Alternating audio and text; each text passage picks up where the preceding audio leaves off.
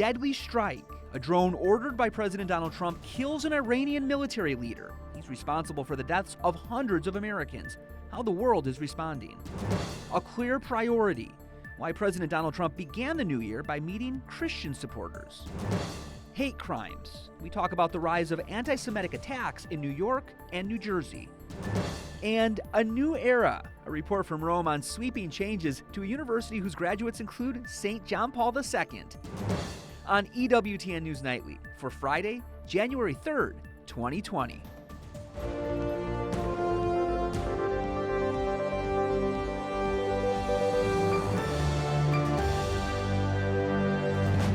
Good evening from Washington, D.C., and thank you for joining us for news from a Catholic perspective. I'm Jason Calvi.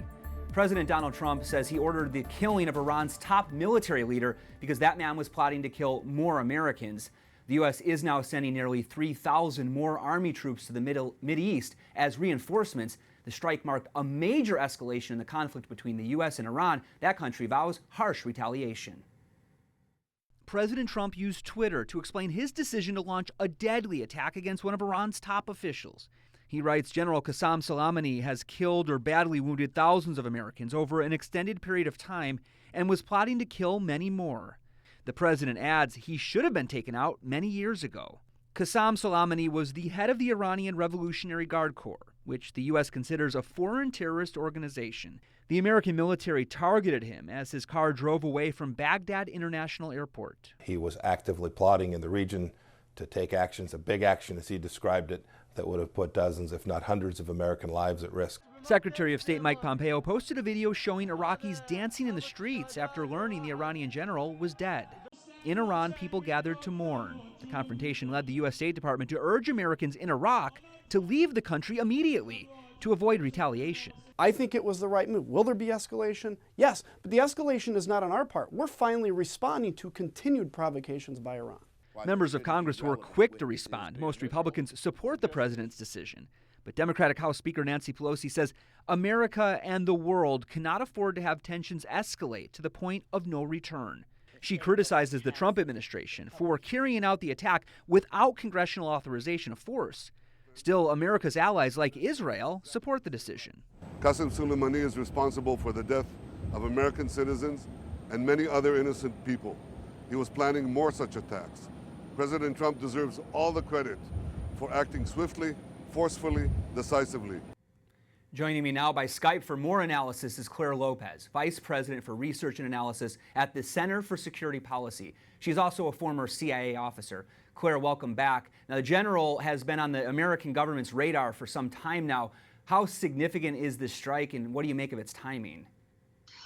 It was a very important strike and a very necessary one. It helps to reestablish American credibility and some level of deterrence against an enemy that has repeatedly attacked Americans and others and threatened us with more attacks in the region.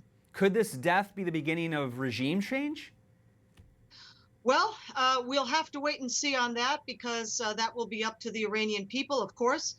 But let's note that the Iranian people have been in the streets of Iran all over the country since late December 2017. That's over 2 years ago now. They very much want a change in regime. This cannot but help hearten them and give them encouragement. But there are some Americans who are really worried about the fallout from all of this. Well, how about the fallout from the thousands of Americans whose blood was on the hands of Major General Qasem Soleimani, the commander of the Quds Force? How about those Americans?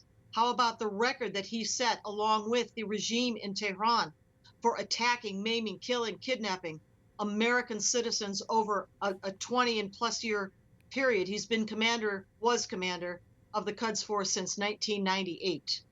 Is this, though, is this going to create a war? A world war here between Iran and the United States?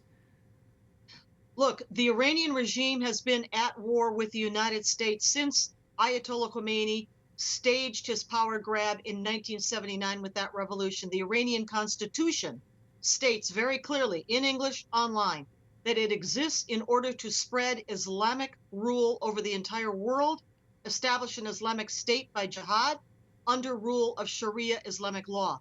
That puts the Iranian regime at war with us and everyone else in the world.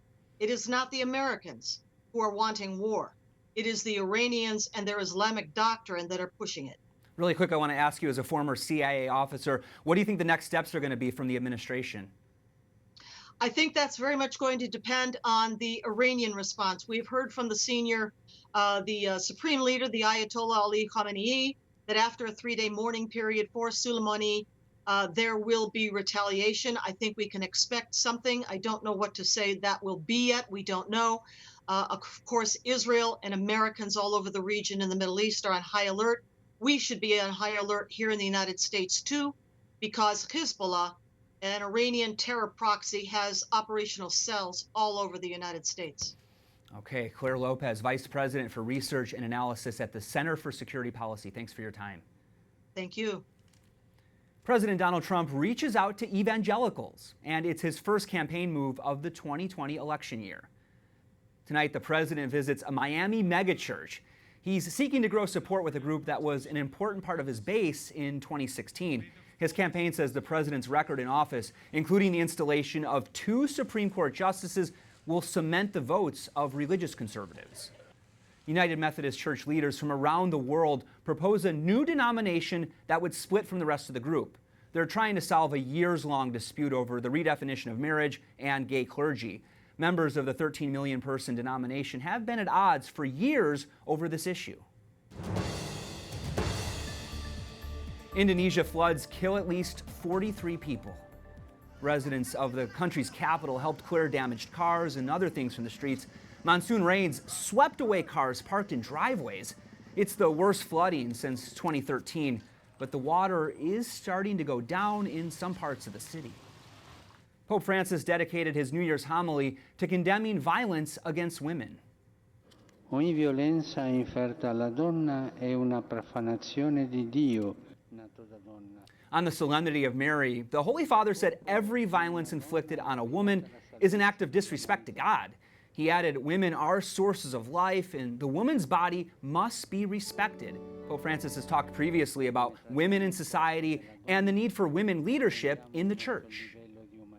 Sister Bernadette Reese, editorial coordinator at Vatican News, joins us now.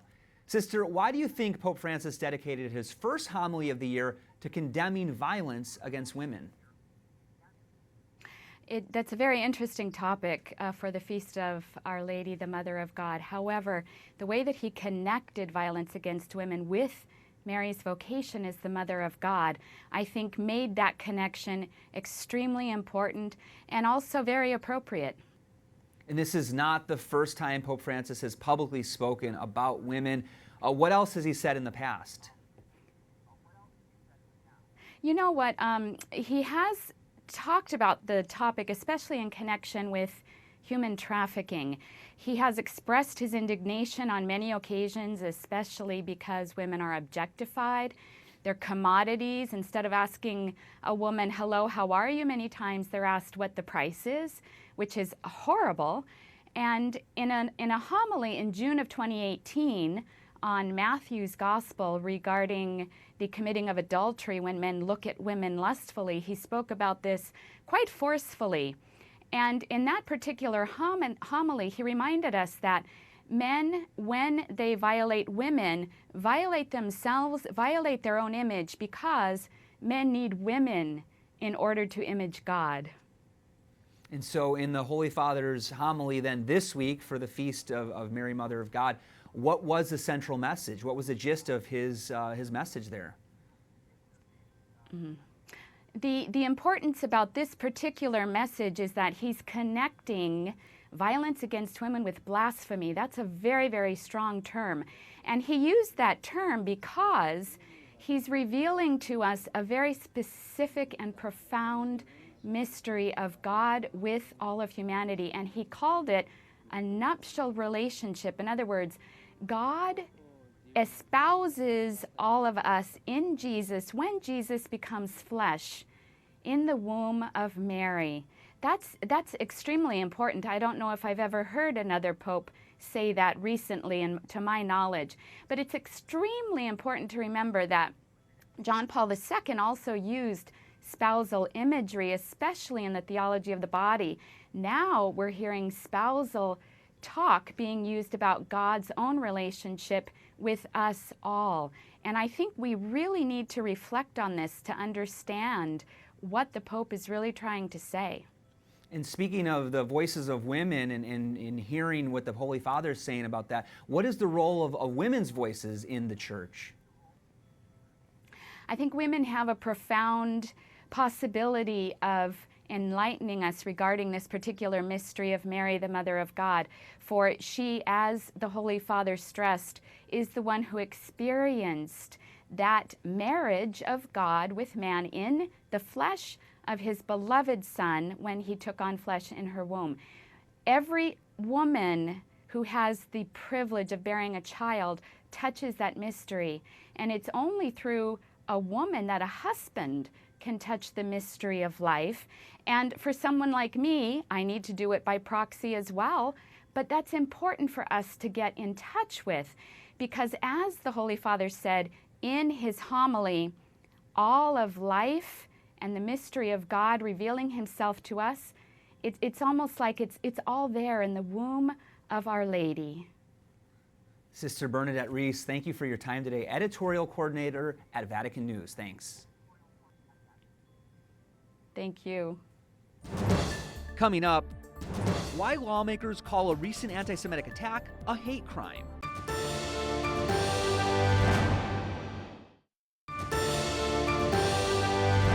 Federal prosecutors file hate crime charges against a man in that machete attack. It happened last weekend at a Hanukkah celebration north of New York City.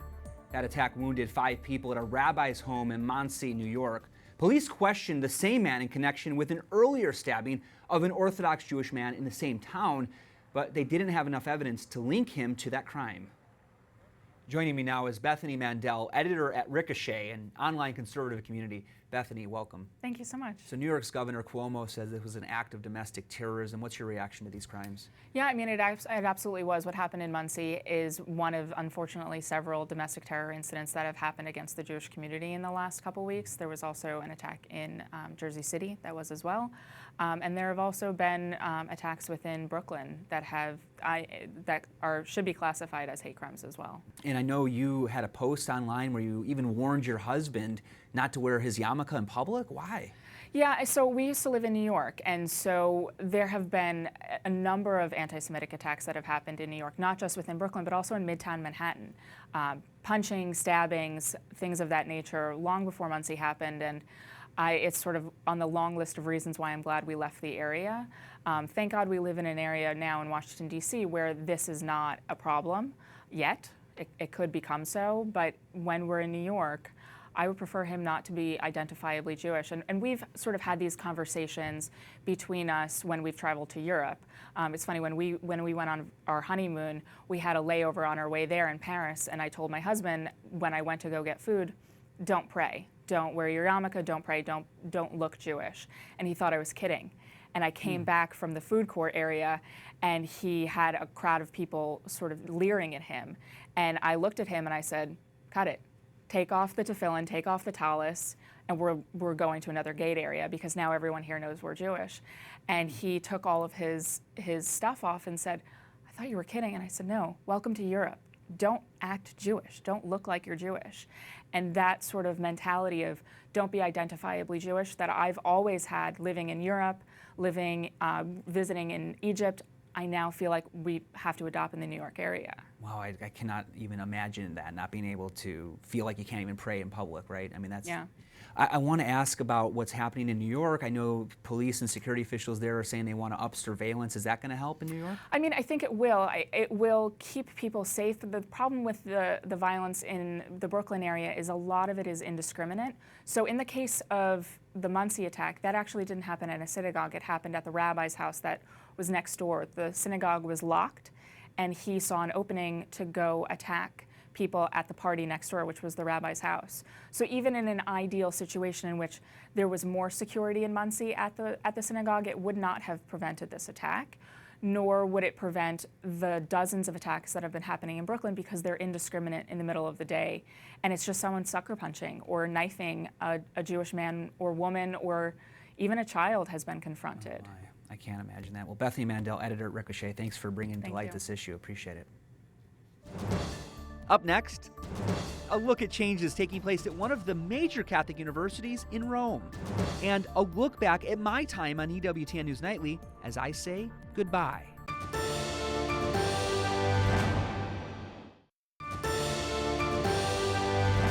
St. John Paul II's alma mater undergoes big changes this new year. The Pontifical University of St. Thomas Aquinas, better known as the Angelicum, is one of 7 pontifical universities in Rome. The Dominican-run school offers degrees in theology, philosophy, canon law, and social sciences. The university recently welcomed 2 new deans and even recovered a Caravaggio painting. Father Benedict Croell, Director of Development and Mission Advancement of the Angelicum, joins us from Rome. So what are the major renovations, Father, in the projects that you're launching this year in 2020? Hi, Jason.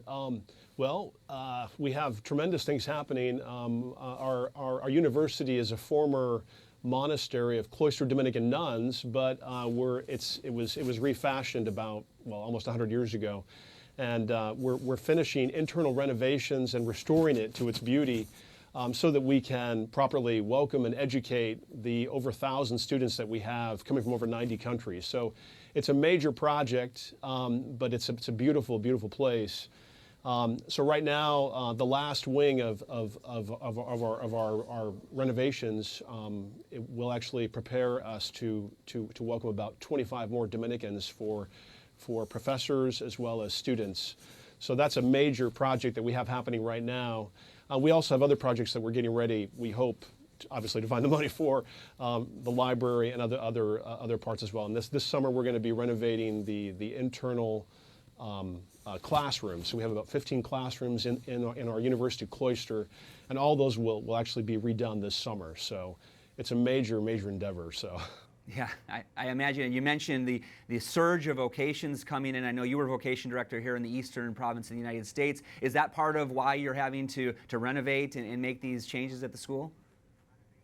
Yeah, I would say that certainly there are, despite the problems in the church, there are real points of definite renewal in the church in various Dominican provinces throughout the world.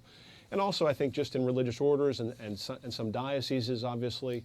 Yeah, basically, a third of our students are from the United States. Actually, I think it's actually approaching now 50% of our students are from the United States. So, we have just over 1,000 students. So, it's definitely that's part of it. Now, but obviously, the Dominicans that actually will come there and teach. And also study there, because it's sort of the flagship university for the whole Dominican order throughout the world, and we educate people from over 90 countries. So. And of course, the Angelicum is a very famous university. The Dominicans teaching there, following in the footsteps of St. Thomas Aquinas. How would you say the Angelicum stands out from the rest of the schools there in Rome?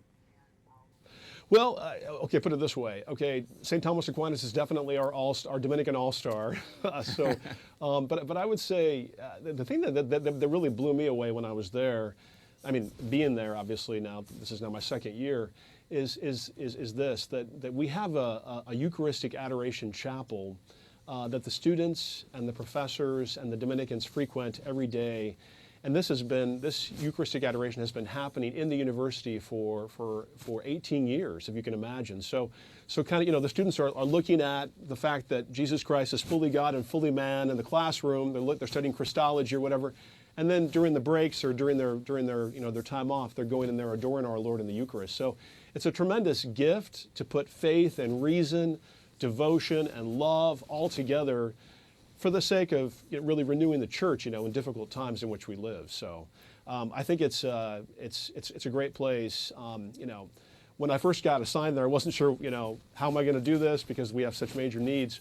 But at the same time, it's such an awesome place, and it really is a source of renewal, I think, for the church.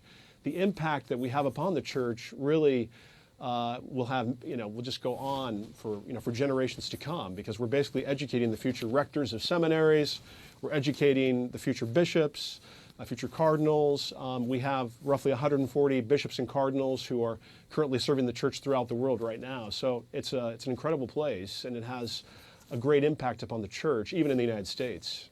Father, that's so amazing. Thank you so much, Father Benedict Croell, Director of Development and Mission Advancement at the Angelicum. Thanks. At the end of each show, we say good night and God bless. Tonight, I add a third phrase, goodbye. You see, today marks my last night here at EWTN. I've accepted a new political reporting job back in the Midwest, and that gets my growing Calvi clan closer to family. I feel overwhelmingly blessed to have worked here, Mother Angelica's network, working for you the past 6.5 years. That's what the text says in the bill. Why oppose it, Senator? Asking your questions. Should bishops who knew about or covered up abuse resign? Why should the government give you another $500 million? Dr. Wen? It's the right thing to do for the United States. Senator, are you worried this is going to lead to bloodshed, though? You know, questioning both Republicans. It is a slow motion Cuban Missile Crisis. And they say you're taking away care from women. What do you say? I've explained it out there. I mean, what went through your mind when you signed it then last night? You couldn't get your act together on health care. How are you going to do it on tax reform? And Democrats. You did accuse them of racism. Do you owe them an apology for that? Thank you. Were they racist? So no conflict of interest in receiving that money and then investigating those same organizations. Go ahead. Want to say something? Just leave it. Was it a stunt? No, it absolutely was not. It was an honor to break the story of then judicial nominee Amy Coney Barrett. The dogma lives loudly within you, and that's of concern. I'll remember many moments. Mr. Trump, what's it like to be back at church again? I love it. I love this crowd. Big crowd. Good luck. It's going to be hopefully great. You can't miss the Peace Cross. It's a 40-foot memorial. The pipeline of plumbing jobs looks very strong right now. And the shutdown stalemate inside that building is leading to quite a mess outside, literally. And meeting the people who helped put a face to important issues. I didn't know that it was possible for me to get off of opiates and live a normal life again. Through all the tough stories, there were still some light moments. What does that mean? It means we survived Thanksgiving dinner. So it's a joyful sound. I go in there to record video every time and I just get pummeled with snowballs. The buildings are powered by a field of solar panels. About 1,200 of them. On September 24th, this truck will serve 600 meals and possibly one very special papal visitor. Jason Calvi leads our team coverage. Jason looks like he's still focused in. Oh, I didn't know he was coming to me. Nobody said anything. I'm still inspired by the people who let me tell their stories. Well, I thought of all my buddies.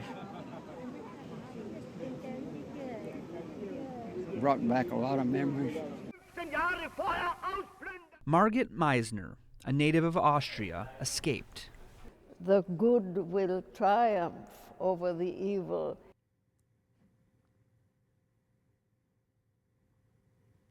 So I want to say thank you. Thank you so much for allowing us to do what we do every day.